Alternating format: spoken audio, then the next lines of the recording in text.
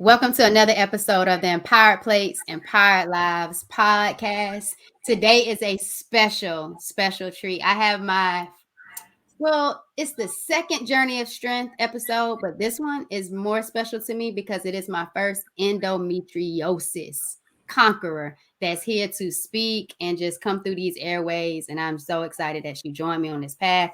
And it is none other than Dr. LJ, the Wholistic Endo Expert. You probably see me posting a lot of her content in my stories just because I believe she is one of the trailblazers in my community and in my niche, and I absolutely love her. But if I tell you too much about Dr. LJ, you already know the vibe with me, y'all. Welcome to the Empowered Right? Empowered Lives podcast. It's time, right? We got to bring it in. Get it, Daddy. Close your eyes. Just bring it in. Y'all, it's the Wholistic Endo Expert, Dr. LJ. 25 years working and committed to women's health, even while she was doing her own, her own intentional work to heal her own self of endometriosis. And the special part about Dr. LJ is she does it with a functional vibe to it. And I can't wait till you learn a little bit more about her. So we're going to get into this episode. But the first thing we're going to talk about, Dr. LJ, is what you told me before. It took you 20. It took me 16 years. Feels like 20, baby. And sometimes it felt like an eternity. It took me 16 years to be properly diagnosed with endometriosis. So that was 16 years of, even if you don't even know what endometriosis is and you're like, supacala, I know. Endometriosis, short, you can call it endo. Despite the diagnosis, 16 years of anything, right? Chasing a diagnosis, feeling like you're crazy, doctors kind of telling you maybe are crazy because they can't figure out what it is. You can't trust your body's unreliable. You start kind of questioning yourself. That was what I went through for 16 years. And even once I got the diagnosis, I always call it the throat punch Thursday. Like I got the diagnosis, so I'm like, okay, I'm not crazy. That makes me feel a little better. And then it was kind of like, oh, well, do you want to just like basically shut up and go back on birth control and pain pills? And I was like, oh, I was hoping the diagnosis would like bring more answers. And so that's where like, I feel like, the 16 years of getting the diagnosis was one part. And then there was the second half of the journey of now I'm diagnosed. What do I do now? Like, so how did you even know? Like, what did it look like 16 years before you got diagnosed? What was that first sign? What was it that made you say, okay, something's not right with my body? Something's going on. What's happening? What did that look like? So at the age of 14, I started my period when I was 12. At the age of 14, that's when I feel like all hell kind of broke loose. It wasn't just the little cramps. I mean, and I'm going to date myself. When you're back in PE and you had to run them bleachers, baby, I couldn't run the bleachers, right? It was back then when we was really putting in work during PE, not what they're doing now, maybe just laying around, hanging out, Children now a little different, maybe a little soft as butter. Baby, we was putting in the work, the dodgeball, the basketball. We were doing all the things. But all that aside, all jokes aside, I could not show up. When I would have my period, the asthma was out of control. It was very weird. My parents had me on all the asthma meds, and I had other diagnoses, asthma, allergies, all of these things.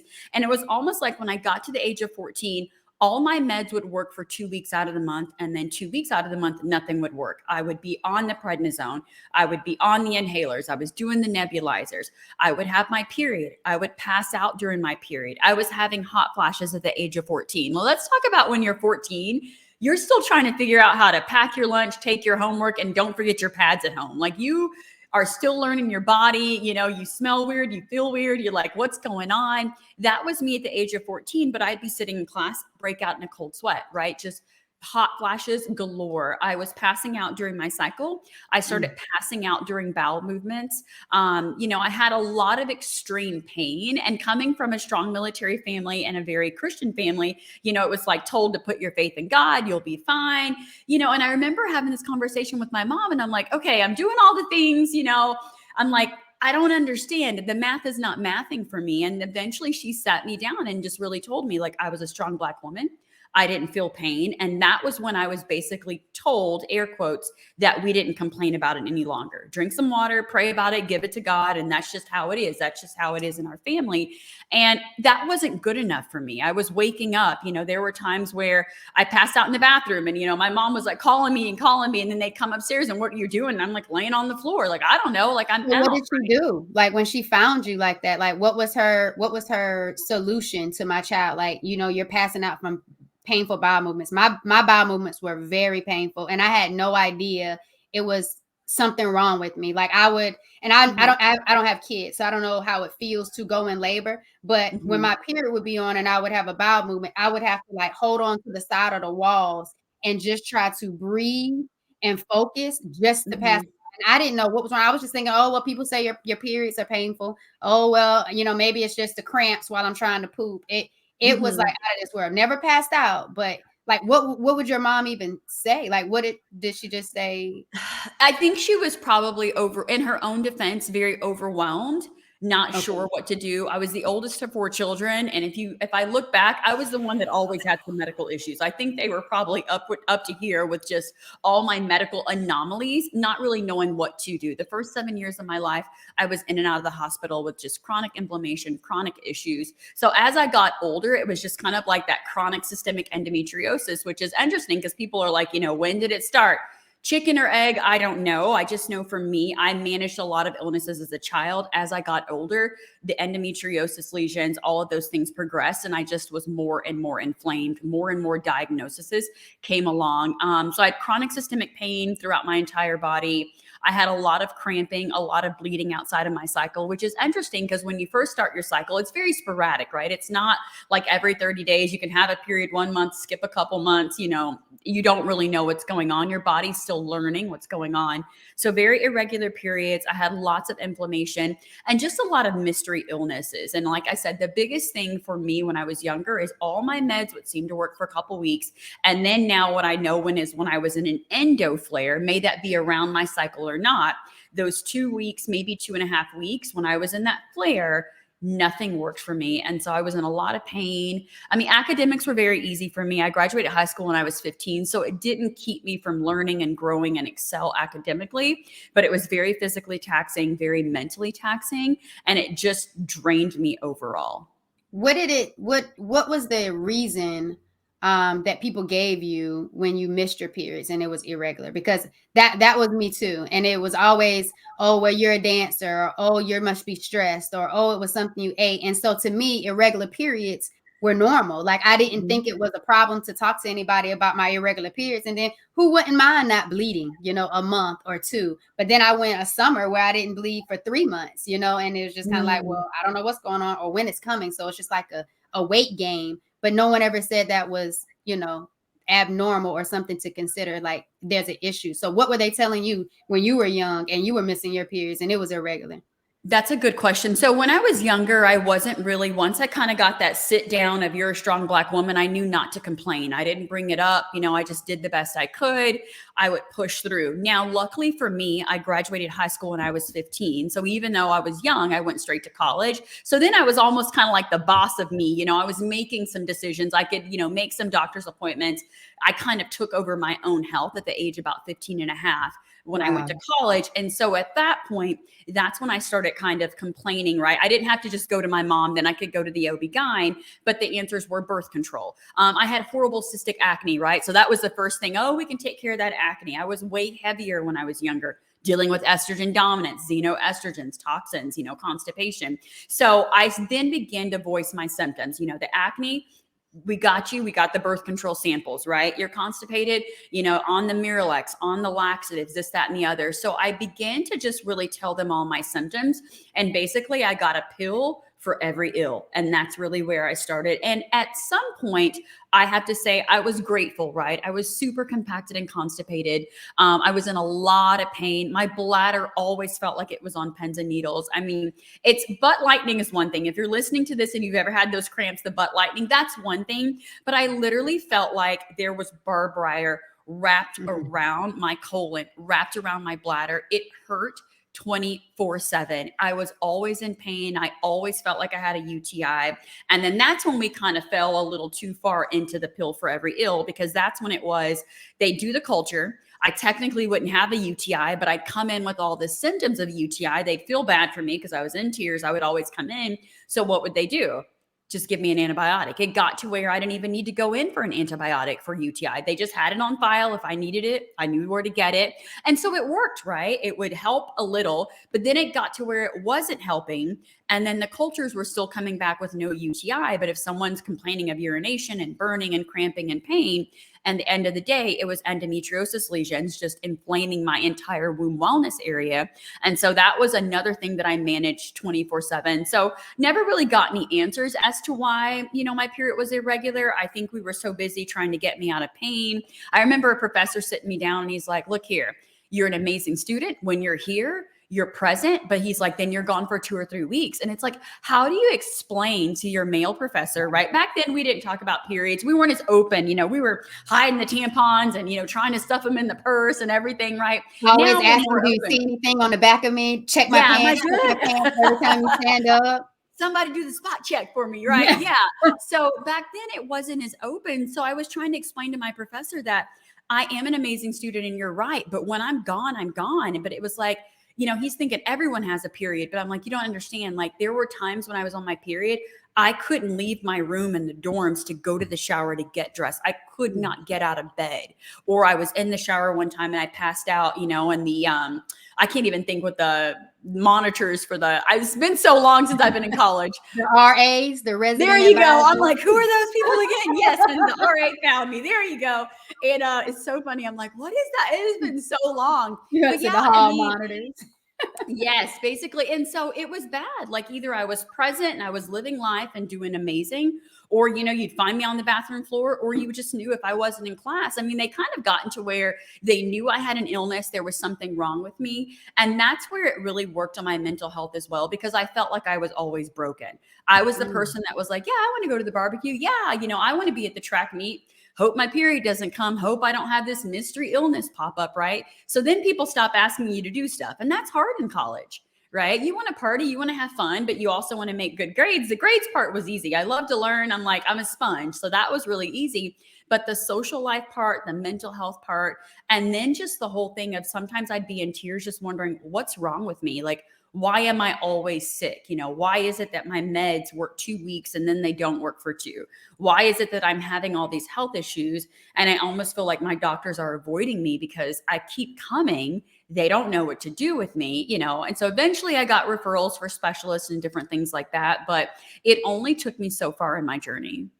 I agree. I think you hit on something earlier that I wanted to talk about when you talked about your male teacher. How do you explain that? How do you think the endometriosis journey would be different if period talk wasn't so taboo and people, men, women, girls, brothers, sons, were more aware of menstrual health, periods, talking about pain? How do you think it would look and feel for us if we actually had that openness to where it wasn't such a taboo thing to discuss? How do you think our journeys would be different? I think there's 2 answers I'm going to give to that. So first, I think it would make a huge difference, right? I'm just going to throw my little business out here. As a single 44-year-old woman, I go on these dates. I can't believe I'm saying this, but I have to throw this out here. And then men will figure out what I do. And the first thing they say, they're like, oh my God, I need you to talk to my daughter. What's your podcast? They're like, I'm a single dad. I can't believe I'm saying it, but this is real talk. Like the last few dates I've been on, they're like, oh my God, they're like, as a single dad, you should offer a conference. I say this again, can't believe I'm saying this. So I think and I there's agree a lot with of that, miseducation Dr. out there. LJ. I agree wholeheartedly with that. And that's why there's always a segment at the end of the show that I dedicate for that, because I had 2 line sisters that passed away of cancer and they had daughters. So now they have just fathers, here with them as they navigate through Yes. womanhood that don't know or don't have those conversations, are not comfortable. So like, I think those dates are really Yeah. putting something in your airways to let you know these conferences for It me, actually they has want been to know. They super want to know. The enlightening. fact that they want to know, that means there's a need, there's a demand for it. And Yeah. it should be open enough for them to embrace this, because they should be a part of that conversation. And I know you're going to go to that second point, but even when it came to Below the Belt and watching that documentary and seeing one of Mm, the fathers, being with his daughter the entire time. I don't know where the mother was for one of the ladies, but he was there the entire time. Like, I just feel like it shouldn't just be a mother conversation. It shouldn't just be a it womanly is. conversation. It definitely needs to just be a open, regularly conversation, because it's health. We don't do that for diabetes. We don't do it for heart disease. We don't do Right. it for, you know what I'm saying? Thyroid conditions. We don't sexualize it or genderize it to where it now needs to just be talked about over here. And Mhm. I really want us to really embrace it a little bit more. But go ahead with the Yeah, second I one. think there's a lot of stigma, right? So there's a lot of single fathers raising children. There are dads who are like, "Oh, let your mama deal with it." I remember asking my dad something. He's like, "I don't know, call your mama." I mean, I don't know. That's not my thing. And so I think that's part of it. So there's the miseducation, there's the taboo around it. There's even grown men that are 50, 60 years old that still are weirded out by a woman's cycle. And it's like, this is a natural, healthy thing. The way I describe it, it's your fifth vital sign. That'd be like you saying, I have a broken leg, I need to have surgery. And they're like, I'm going to check your blood pressure. Oh, I don't believe in that. Well, what do you mean? Like, you're going to have a surgery. There are certain things that we're going to check your vital signs before we schedule you for a surgery, before we start treatment. So why is it that our period's a fifth vital sign, but we're like, oh yeah, I don't believe in that, I want to turn it off? Now, I'm not demonizing it if you have to turn it off, if it helps with quality of life, but you have to realize that you're bleeding every single month, whatever's going on, that's detoxing your body. That is a normal function. Like you said, nobody wants to talk about poop. Let's be honest, but when you're constipated and you're impacted and you're in pain, and like you said, you're gripping those stalls, like I've been there, like you're gripping the stalls, you're doing all the rocking back and forth, all the things, trying to make your own squatty potty in the public bathroom because baby, you trying to just get this junk out. Then it's like we feel this weirdness, and it's like we just need to be open about it. Now, on the other side, the other thing I'm going to say, I'm going to play devil's advocate here. I want us to have more education about period health, but here's also the issue. They've taken endometriosis and pigeonholed it into a gynecological issue, and it's anything but that. I literally just gave myself chills because, yes, there's going to be the hormonal component. It may exacerbate your cycle and your period. And that's why it's harder for a lot of us to get the diagnosis. But what if you're not having any period cramps whatsoever, but you have this weird, crazy back pain, this hormonal headaches, this acne, you're chasing these diseases, you've got the IBS label, it's real bad. So maybe it labeled you with Lyme and autoimmune, and you're just kind of, I met someone actually recently this weekend, endometriosis, adeno, and fibroids, 49 years old and still suffering. I literally, and I never feel bad dropping gems and giving her information, but a conversation with her, and she literally came to tears because she's like, what do you mean? She's like, I was telling my husband, as soon as I get to menopause, this is all ending. And I'm like, oh my goodness. Like, there was part of me where my heart, literally, it just gets me. My heart went out to her because it's like, in her mind, she's like, I've suffered for 49 years. Yeah, Once the I'm in menopause, deadline. I'm free. And it was explaining to her that endometriosis, which I will define because I think this is a good time to find it, it's not your uterus. So she was like, either that or I'm going to hurry up and have a hysterectomy. And I literally had to tell her, standing at my booth, talking about essential oils and natural health and functional medicine, she's tearing up. Her husband's like, kind of like, are you kidding me? He's like thinking, I've been holding on, we were waiting. And it's like, once again, it's one of the misconceptions. So I want us to have great education, but then we need to also remember that endometriosis is not a gynecological issue. And so this is the perfect time to define endometriosis. So some of y'all are like, this is good information, but I don't even know what y'all talking about. So let's circle back.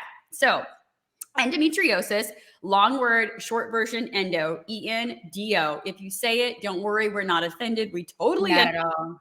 I know even when I got diagnosed at first, I didn't even know, like I could barely pronounce the word. So it was Agree. I it was was a looking at the mouthful. paperwork like, break this down. What is Yes, this it's like again? you're gonna need a whole lot of phonics on this one, right? So endometriosis is chronic systemic inflammation throughout the entire body. It is uterine-like tissue found outside of the uterus. I repeat, uterine-like tissue found outside of the uterus, which means everything in the body is fair game. Outside of the uterus can be your ankle, your knee, your shoulder, your bladder, your diaphragm. I've had endometriosis lesions removed from my sinuses 3 times, and I've had 4 sinus surgeries. So anything throughout the body, chronic systemic inflammation throughout the entire body, uterine-like tissue found outside of the uterus, those endometriosis lesions create their own hormones. So they bring their own hormones to the table, their own estrogen, their own progesterone. They inflame the lesions themselves. They inflame everything around it. And then to make it a little more interesting, autoimmune-like factors. So if you're listening to this right now and you're like, oh, that's weird because I don't, none of these are really ringing a bell, you could also have silent endo. 0 pain, 0 suffering, no murder scene periods. Everything's great. You get on the fertility journey. Things aren't really making it. Math isn't mathing. You start doing some research. You go in for a surgery and they're like, oh, you have lesions all over. Your organs are tied together, all of these things. So you can have silent endo. Now, most of us with the endometriosis diagnosis had some type of pain or discomfort. I don't know that if I didn't have the pain, I wouldn't have been searching. Like, despite all my other illnesses, the pain was really the red flag for me, the passing out in the bathroom. Let's talk about some of the symptoms. So symptoms for everyone can be different. So I'm going to just rattle off some symptoms. I'll tell you mine and then I'll tell you some more generic ones. But remember, I could line up 10 people that have endometriosis. There will be 10 different lengths of time that I it can took to tell get you which diagnosed. ones were mine. So you can go with So we can all talk about different diagnoses. So everyone's timeline is going to be different. Took me 16 years. I recently just had a client come on. It took her 6 months. I'm like, that's amazing, right? Because most people, it takes 8 to 10 years.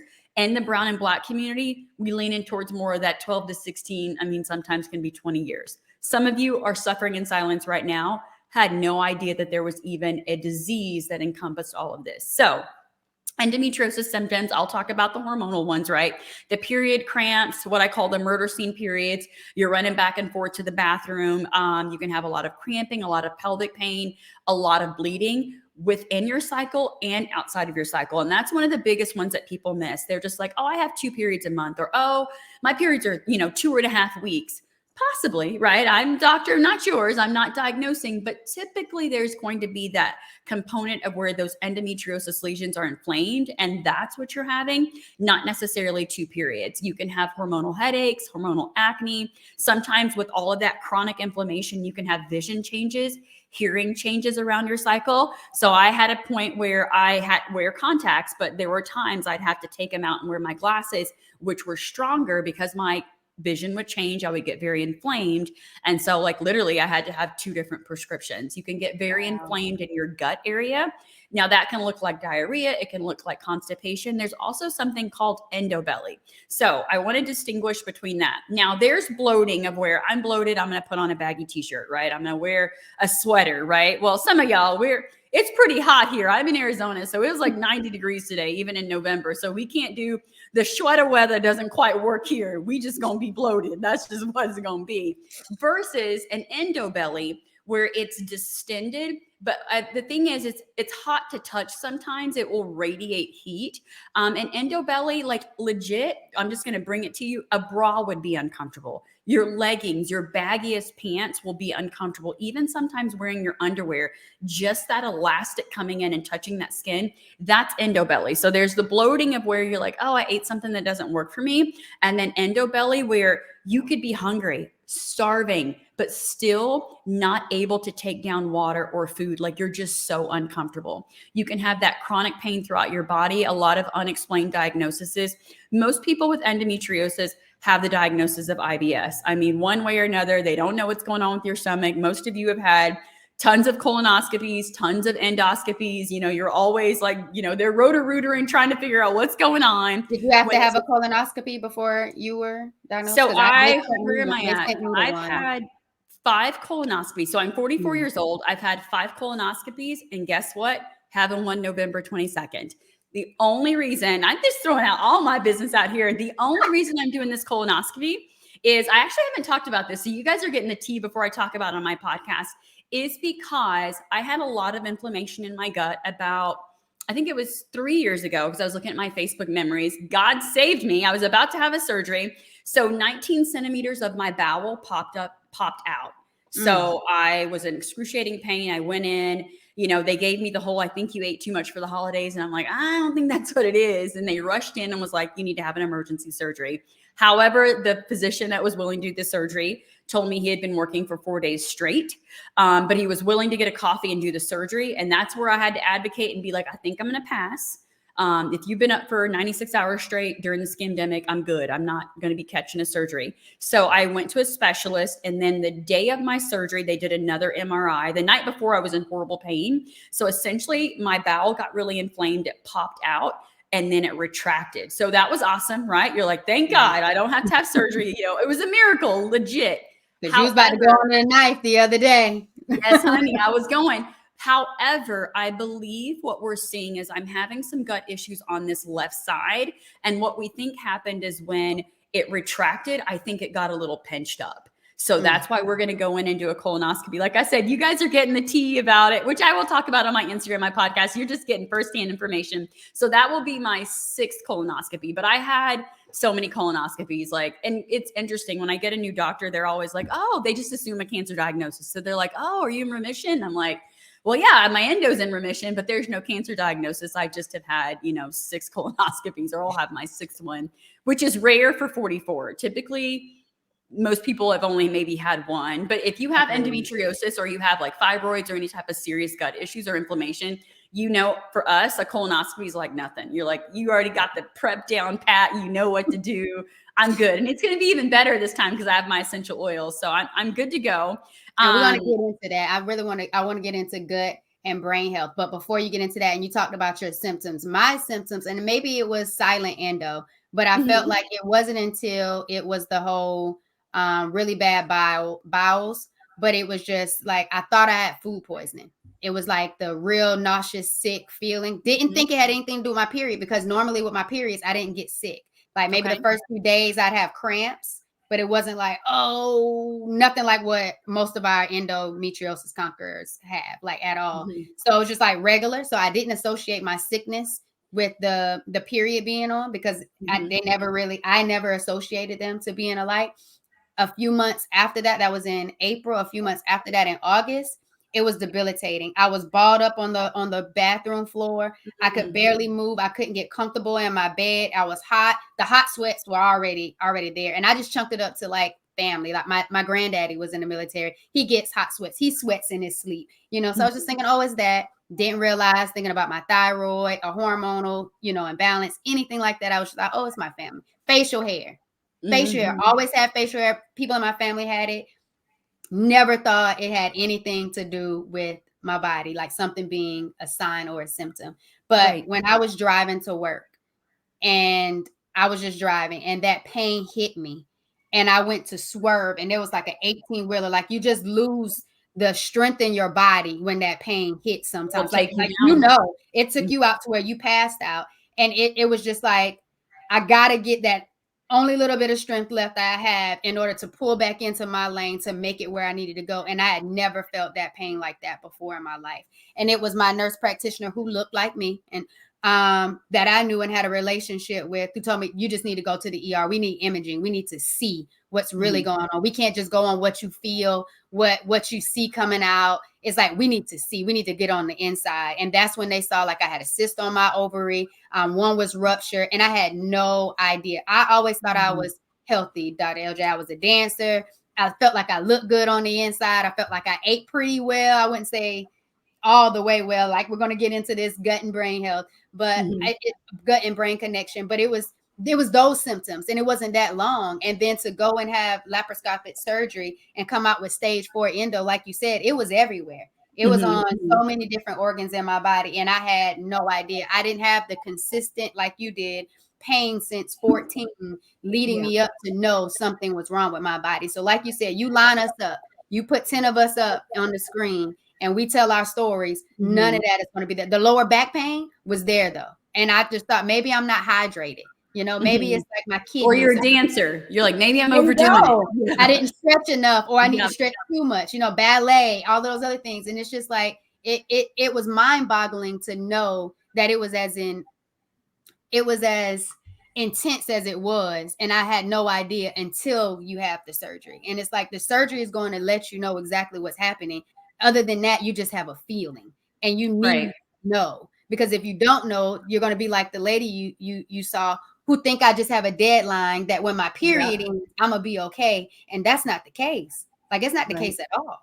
But I think it's important what you said. Lots of different symptoms, back pain, facial hair. And this is what you need. You need someone that's going to take a full holistic approach, because what happens is when you went in talking about the facial hair, if you would go to the doctor, they're probably like, oh, try this, or let me send you to a dermatologist. Your back's hurting? Cool. Let me send you over to pain management physical therapy. But you need someone that's like, okay, all this, is adding up, and they're all connected. I say it all the time and people laugh. Your head is connected to your body. Like, I know you know that, but when you're having horrible acne, do you look in the mirror and look at that pimple and be like, oh my Lord, what should I do to balance my gut health? No, you're like, where's the Curology? Where's the pimple patch? What am I rubbing? What concoction is Pinterest going to tell me to put on this pimple? Because you're trying to get it right. You're not thinking about your gut health. But like you said, leading into that gut brain connection, everything is connected. And so we try to silo the period pain from the sciatic, from the back, from the chest. I would have nosebleeds, just out of any. So it's interesting. Every time I had a period, I just thought I bled out of every orifice, because that's what I would have: rectal bleeding. I was bleeding vaginally. I was bleeding through my nose. I just assumed that was normal. So then to hear from someone else and realize everyone else wasn't having that issue, I was like, this is interesting. I didn't know. I would just have nosebleeds. Yeah, I spent a lot of time in Colorado, and people are like, oh, it's dry there. It wasn't, no, it wasn't That just because I dry. had a dry, yeah. I mean, I was also in Oklahoma and Texas is very humid. So I'm like, that's where I'm like, okay, it was literally the endo lesions, and they would just bleed. I would get a lot of sinus pressure pain, a lot of dental issues. Eardrums were always bursting and full. Sometimes, I'm just loud naturally, but then there were times I was super loud because I couldn't hear, right? Like, I literally could not hear because my nasal patches, everything was just so compacted. Mm. Yes, I was just like, oh my goodness. But you mentioned about that gut and brain health, gut and brain connection. I know you were talking about, like, sometimes your body has to go in that fight or flight mode, and I was just Mm-hmm. like, Yeah, that. so let's talk about fight or flight. Okay. Endometriosis, whether or not you're in pain or not, because some of you are going to be like, oh, I'm not in pain. This doesn't include me. This is the deal. The way I like to talk about endo is a small fire that is always burning. No matter if you're feeling amazing, I don't have any. So I'm going to start by saying this. As far as endometriosis is a diagnosis, I don't name it. I don't claim it. It is not me. It is my specialty, but I don't have period cramps. I don't have painful sex. Like, all of that stuff, I'm past that. However, the chronic systemic inflammation, that small fire, each day I make habits to decrease the fire versus when you are in a flare, which is why we need to be proactive about some of these things we're going to start talking about, not waiting till you're in pain and then on Dr. Google trying to figure out, oh, what do I do? No. Number one, Dr. Google probably ain't gonna give you the right answers. Number two, you're in pain. You're not going to be able to order the stuff, get what you need. Like, you need to have it in your toolbox. So when we talk about that, it's like you have to realize that that small flame is going to have you in fight or flight. Fight or flight is great when you have to, run out and get your dog so it doesn't get hit by a car, or your boss is like, hey, LJ, I need this project done within 2 hours versus 24 hours. Okay, cool. Like, I've got to go. But that stressful go is that cortisol is just for short periods of time. That's an external stressor. What we forget when managing endometriosis is that diagnosis is an internal stressor. Yes, there is the stressful boss, the stressful spouse, the person that, scratched your car just a little bit, and, all of that external stuff, right, that ticks us off. But the internal stressor of a small fire burning 24/7, that can have you in fight or flight. We're going to get nerdy for a second, but it's all going to come together.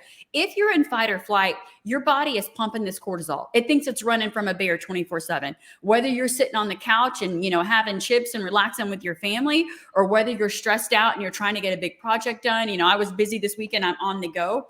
If your cortisol is pumping 24/7, it's not putting any energy into letting you properly digest food. You cannot heal when your body is pumping out all that cortisol 24/7.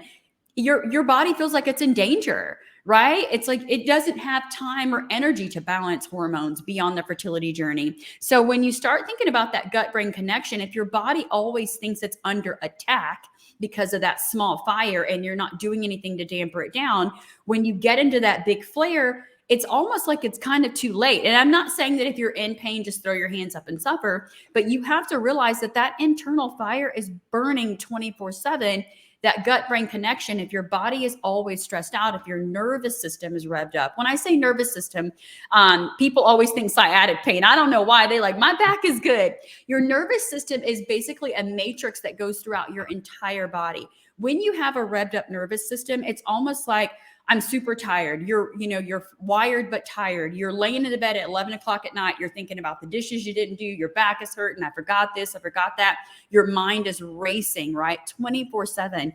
You're not going to be able to heal if your mind is racing like that. It's almost like you feel like sometimes like you plugged your finger into a socket and you just can't, which I'm not recommending and I've never done, but I know what that feels like when you're just so charged up, you can't calm down. If that is what's happening, that's going to cause leaky gut. That's going to mean more constipation. You're the person that's eating all the organic foods. You're doing everything, clean eating and, all of that. And you're still feeling horrible, right? You're eating the salad. The salad's going in whole. It's coming out the other in whole, right? It's not, you're seeing the spinach, the lettuce, the vegetables. Your body is not able to do all the other things it needs to do, like get quality sleep, have libido, sex drive, clear skin, all of that, if it's so busy fighting that internal fire. Agree. And I think you were talking about before I was on one of your webinars and you were talking about the nervous system and you were saying how it is such a need to have a strong foundation. Yes. Like the need for a strong foundation should not be taken lightly. And I like that you said it's a small flame that's continuing to burn. And it's either you're throwing gas on it by the decisions you're making and not being intentional about being intentional, or you're not, like you said before, you are mindful of it. So you're making different decisions. You're being intentional about it. But it was something you just said about the gut. And I think it was about the detox.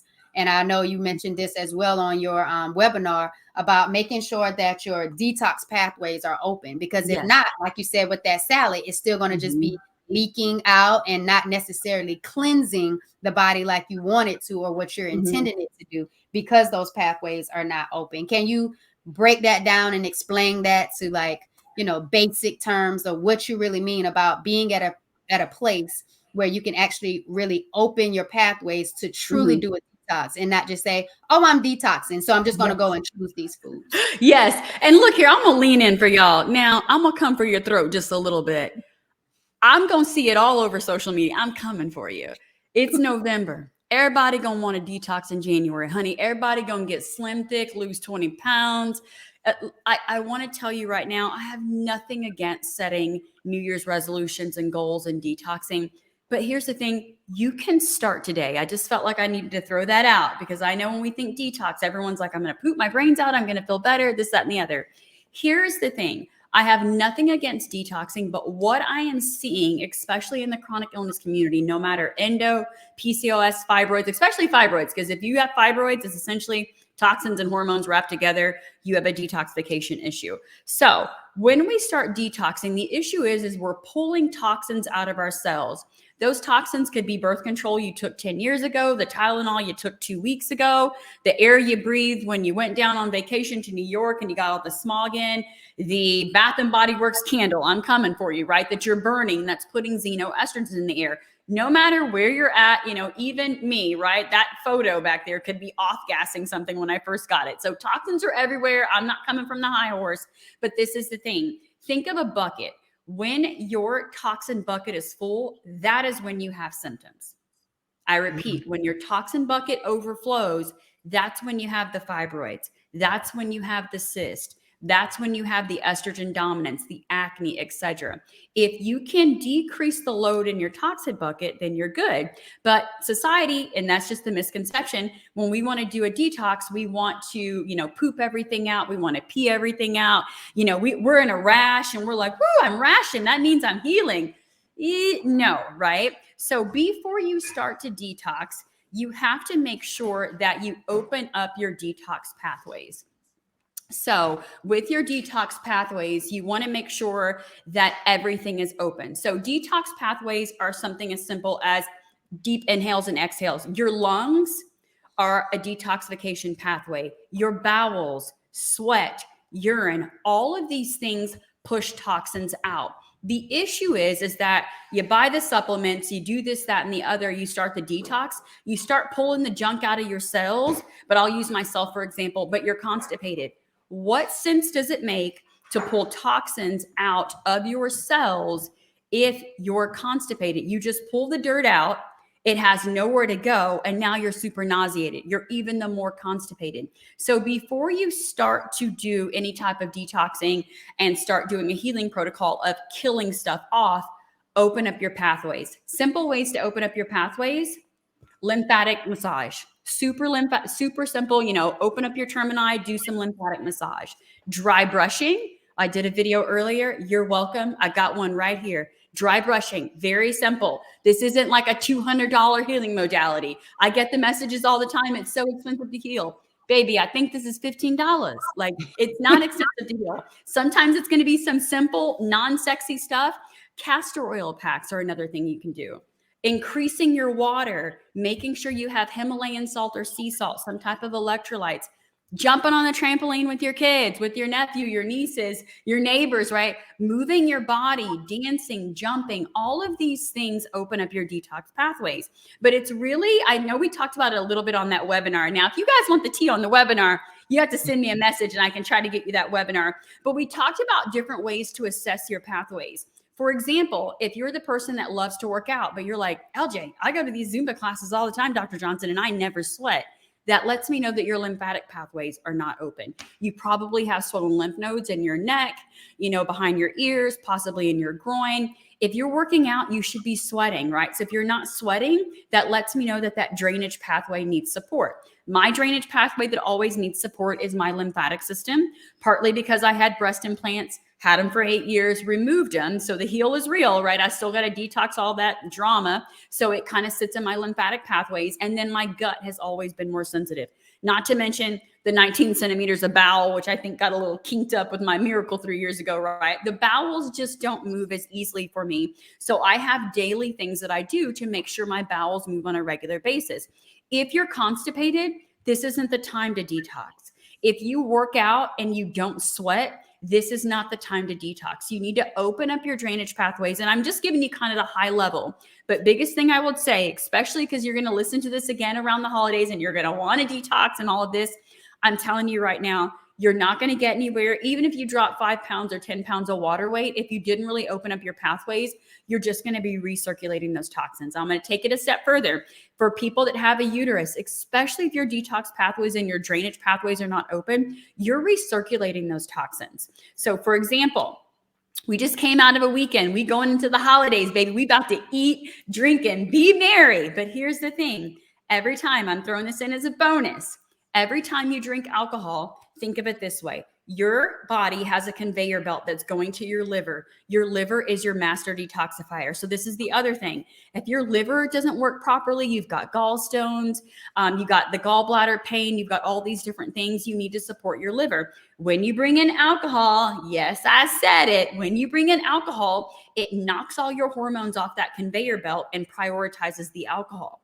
So for example, if you have fibroids, fibrocystic breast, you're the person that's like, oh my gosh, I had a drink on Saturday, I'm still struggling over here on Monday.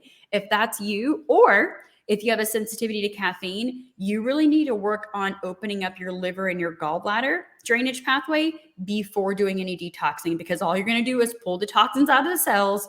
They're going to come through the body. They're not going to know where to go. You're not pooping. You're not peeing, right?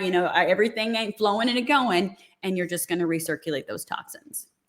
Man, I appreciated that, Dr. LJ, because I was just like, when you said that, I was like, whoa, I had no idea. And I think that's such a common misconception, because that's all you see is, detox, detox, detox, and all these different foods, vegetables, or things that you can take out to do a detox. And no one says, but did you prepare your body for the Right. detox? So when Right. I was on your webinar, you said that, I was like, whoa. And so like I've been telling other people about it. They were like, well, when's that episode going to be on the podcast? And I was like, she said, It's yeah, I am coming. going to ask. And thinking about the detoxing, the next big thing that I really loved about it was the magnesium bath. And you were Yes. really talking about the importance of that. Can you first tell us why is it important to make sure magnesium is a part of your lifestyle, and then hit on how magnesium baths are beneficial and what can you do? What does that look like for you to Yes, have? if I could airdrop magnesium to everyone, I would. I really would. So magnesium, why do we need it? It does over 300 things in the body. It gives you energy. It regulates your bowel. It helps with cellular health. It helps with your mitochondria. We could go a whole nother hour about what it does. It do everything. So it'd be doing the most. Here's the thing. When you're managing a chronic illness, remember when we were talking about that small fire that makes your body think you're running from a bear, you're always in a crisis? When your cortisol is going up, up, up, let me follow this hand. As the cortisol goes up, your body is stressing, you're dumping minerals. For example, 8 a.m., you drink that super healthy smoothie, you're feeling amazing. You spent about $20 on that organic fruit. Baby, you doing all the things, put your picture on Instagram, you feeling amazing. Get to that office, somebody cusses you out, ticks you off, you get upset, you get all stressed out for 3 hours. I'm going to keep it 100. All those minerals that you just brought in, all those nutrients, as soon as you get stressed out and your cortisol goes up, your body starts dumping minerals. Magnesium is one of the ones that most people are deficient in, especially if you are blood type B. I'm a blood type B'er, so you need the magnesium. Now, there's different types of magnesium. I'm not going to sit here and there's the glycinate, the oxide, the citrate, the L-threonate, all of them. There's tons of types of magnesium, but what I like is the magnesium chloride. Yes, I believe it's a magnesium chloride, I believe. That is for the bath, right? You can get magnesium flakes. You put it in the bathtub and you basically get in there and let it soak all up. Now, one thing I am going to say, send me a DM if you want, but a lot of people will get in a magnesium bath and they're like, oh my gosh, I was allergic. I had to take a Benadryl after. Here's the thing, lean in. You could be allergic to magnesium. Highly doubt it. If you get itchy after applying any type of magnesium lotion, magnesium gel, or magnesium bath, if you start getting itchy, here's the thing, you're deficient. Your body is literally pulling the magnesium through your pores. That's why you're itchy. So I gotten text messages where people are like, what's going on? I'm like, you're fine. Just back down, just calm it down. Start doing it on your feet. And eventually, and I've had it happen to me too, when I was really deficient, I got in and I was like, I was like, what's, you start checking getting in the bath check the label because you're like, I'm pretty sure this said magnesium, but I feel like I'm having an allergic reaction. It's because my body was pulling it through my pores. Now I'm not deficient. It relaxes my body. I feel amazing. It helps with my bowel health, but it also helps me sleep. And a lot of you that are in fight or flight, remember that small fire? Your fire is a bonfire 24/7. Insomnia is real sometimes. Exactly. And that magnesium bath, now it's not going to be the end all be all, but it can be very supportive. Another thing I'll add in if you need help with sleeping or you want more energy, magnesium L-threonate. But I would really just very basic, because I know I'm like water hosing you guys with tips. So you're going to listen to this one several times, take a lot of notes. Magnesium baths are a great place to start. Also, I'm going to add one more thing because I just can't help it. Magnesium lotion and gel. You can put it on the bottom of your feet as well to help you sleep, and it's great for pain. So why do we love magnesium? Because it does everything, and it's amazing. So should we start with the lotion or should we go with the bath? I would go with the bath. Or actually, this is what I would say. I would start with the foot soak, just in case your feet get itchy. That'll let you know you're deficient, right? Maybe, let's back it up. I would start with the foot soak. See what happens. If you get a little itchy, you need to raise your levels and then go to the bath. Some of us are a little more aggressive. I'm telling you, I was on Lunesta and Ambien and all that stuff when I was younger. I would have did anything to sleep. So for me, I just jumped right in the bath. I was like, I need it. And I put about 2 or 3 cups in there. I mean, I'm not just putting a little dab of dew. I'm trying to get some good sleep, right? Okay. Because when I'm sleeping, that's when my body is healing. And we'll have to come back for another episode. I like that. We will. I'm definitely down with that because I want to learn a little bit more about that. The other thing you were talking about was the essential oils, and you were talking about like just putting something on your lip or putting something on your arm, or you were talking about essential oils. And I know that essential oils is a big thing for you. Like you really are an advocate of essential oils. I got some right here. I'm like, they're near and dear to my heart. So what are some of those essential oils that you just need to keep on standby, like the main go-tos, like you just have to have them? And what are those benefits of those essential oils and why you should keep them on you? Main ones, let me think. I would say frankincense, but I know that one's a little pricier. For my endo conquerors, and remind me at the end, we'll break down endo warrior versus endo conqueror because I don't think we touched on that. For Yes, my ma'am. endo conquerors, Claricalm would be number one. Naturally balances your hormones, help with the hot flashes. It's not going to add too much of anything. It's very intelligent. Plant medicine is taking the most potent parts of the plant and really going into your cells. Your body knows what to do with apples and carrots and spinach and all of these things, right? It doesn't know what to do with GMOs and, corn syrup and all that. It's like, what? It doesn't know what to do. So when you have those natural constituents, it comes in and knows exactly what to do. So it's going to help balance your estrogen, balance your testosterone, your progesterone. It's also going to clean your estrogen receptors. We're just going to say that's going to be on. You'll have to remind me of all the things we're talking about on episode 2, because estrogen receptors are when you're taking in synthetic things like plastic from water bottles, medications. It starts to really like gunk up your receptors. I'm all about analogies. I'm trying to think. It's almost like the battery that has gunk on it and it just won't quite charge. Like it'll charge a little. You got to clean that receptor. That was the best one off the fly. So Claricalm is really great with that. It can help regulate your period. It can also help decrease ovulation pain. So that would be my number one. Also remind me, and we'll put a link for this. As far as pain, I would go for, you guys are in luck because I'd be loving my essential oils, baby. I may have rubbed some on my neck a little earlier today. So if you're watching the video, Deep Blue stick is my favorite for pain, right? Now, this is where for people that use grandma's Bengay, baby, we upgraded. We moved on to Deep Blue stick. So this has a lot of great pain and pain relieving and inflammation. So it's Deep Blue and Copaiba. You can rub it anywhere. You can put it on your pelvic area. You can rub it on your shoulder, on your back. You're good to go. What else would I say? Your go-tos. You just gotta Your have go-tos. I would say gotta have would be Claricalm, Deep Blue, and then Digest Zen. There's all of these things going on with your digestion. May it be constipation, may it be diarrhea, may it be the crazy bloating. I love Digest Zen because you can buy the oil. So you can get the oil just like this and you can put it under your tongue. 2 or 3 drops under your tongue will help with nausea and bloating. You can also drop it inside of your navel to calm down any type of abdominal issues. You can rub it all over your pelvic area. If you have a castor oil pack, which I think anyone with the uterus should have one, you can also put the Digest Zen under there. It'll help with gut dysbiosis, the bloating, and really just balancing that good and bad bacteria. Because even though, I'm going to add this in, yes, you have endometriosis and there's endo lesions, but when you have all that inflammation, all that bacteria and fungus and stuff starts getting backed up in there, that's going to not go in and wipe away the lesions, but it is going to decrease that inflammation and really help with that gut dysbiosis.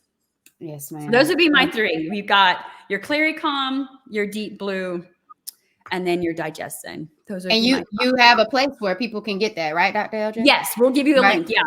Okay, absolutely. So it'll be in there. I think you gave it in the form, so it will definitely be at the in the notes of the podcast. So you can go and get all of these things from Dr. LJ because she is on it, and then you also have the links where you'll be able to follow her too, so you can get even more information regards to it. But like I told you at the beginning, the part that I really love about Dr. LJ is that she's functional with it, and she was able to break down what functional really means, and she was telling me about her MRT blood test, and you can tell them what the MRT stands for, but I think that's when it gets really individualized and specialized approach, when you really know what you really need to know. And we know it's functional versus conventional, and conventional is basically what we're already doing in the regular healthcare system, where they're just doing labs just to tell you what's wrong, versus doing labs to see how your body responds. So I just want you to hit a little bit on how you are so special when it comes to functional nutrition, and why that's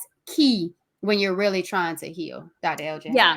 The easiest way I like to describe it is conventional is amazing, right? We need it. We need the diagnosis. But when you're dealing with conventional, that is to diagnose you with the problem. Some of you are listening to this right now and you're like, okay, great. I got all the problems. Where's the solution?